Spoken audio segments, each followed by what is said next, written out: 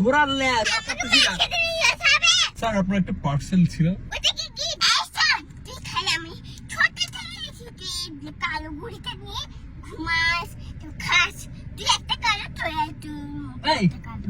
ঘড়ির দাম জানোস এটা কত টাকা?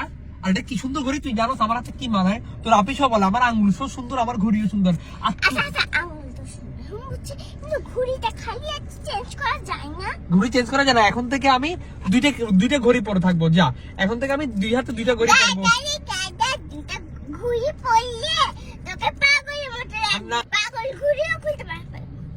ঘড়িটা ঠিক টাইমে করতে পারি না। এখন থেকে এভাবে থাকবে। এখন থেকে আমি এই হাতে একটা দিবে, এই হাতে তুই যেন আর বলতে না পারস কালা। এখন তো কালো পড়তেছি, সাদাও পড়তেছি। এখন তো তুই কিছু বলতে পারবি না। ক্লিপ এখানে আর তোর এগুলো তো ঘোড়ার লেজ আছে না? ঘোড়া একটা এভাবে থাকে, তোর তো ঘোড়া লাগতেছে, তুই তো ঘোড়া।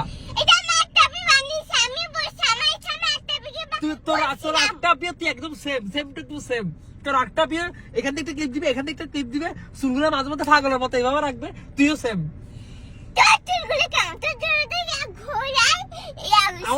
আমার চুলগুলো পলাতে ড্রিম, আমার চুলগুলো পলা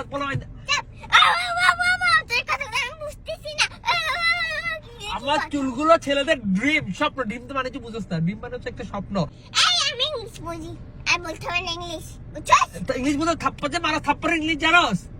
এটা শিখতে হবে।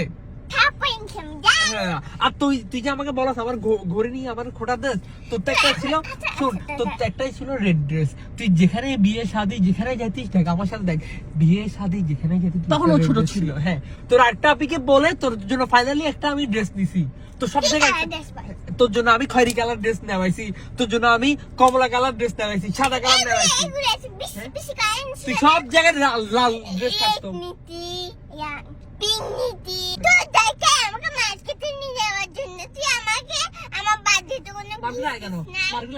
তোর বোন যে এক দুদিন পর অর্ডার দেয়, অনলাইনে আসে, তোর বোনের মতো অনলাইনে দিস। আর এটাও বলতেছি যে অনলাইনে দিস। মার্কেট লাগে তোদের? অনলাইনে হচ্ছে একটা জিনিস, ওখানে লিখবি, অর্ডার দিবি, চলে আসবে। অনলাইনে হচ্ছে একটা। তোর বোন আবার কল আসছে, স্যার আপনার একটা পার্সেল ছিল। নাম কি? কাজী সুবা। স্যার আপনার একটা পার্সেল ছিল, নাম কি? কাজী সুবা। এবার আবার স্যার একটা পার্সেল ছিল, নাম বলতে হবে না, দিয়ে আসেন। এমন আমি এমনই মুখস্থ হয়ে গেছি, দিয়ে আসেন।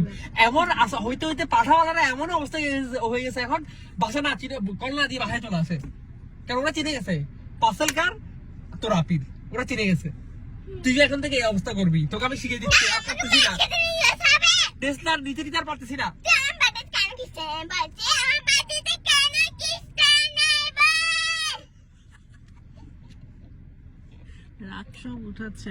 আসলে গিফট দাও নাই। তোর বার্থডে আমি গিফট দিই নাই? দিলাম। তোর জন্য আমি একটা মোবাইল দিছিলাম, আবার পরে নিয়ে গেছে। এটা গিফট না?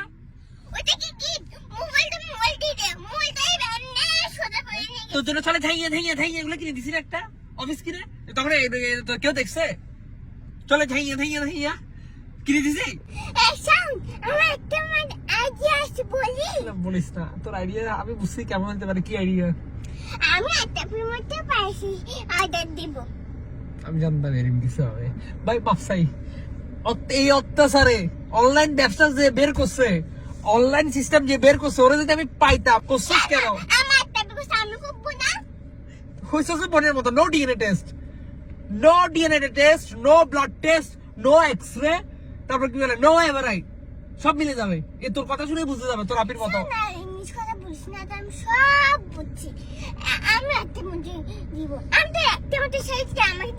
না, আমার একটা শালি আর একটা আছে। তুই আমার তো 2 নাম্বার শালি, 1 নাম্বার শালি আর একটা আছে। ও অ্যাটলিস্ট এরকম না যা। তোকে আমি অনলাইন থেকে একটা পুতুল কিনে দিব, যে আবার তো শান্তি থাক। তোকে একটা অনলাইন থেকে তুই রাতে একা থাকতে তোর কষ্ট হয় না? তোর একটা পুতুল লাগে, তো একটা পুতুলের জ্বালা মরে যাচ্ছি। এখন আরেকটা পুতুল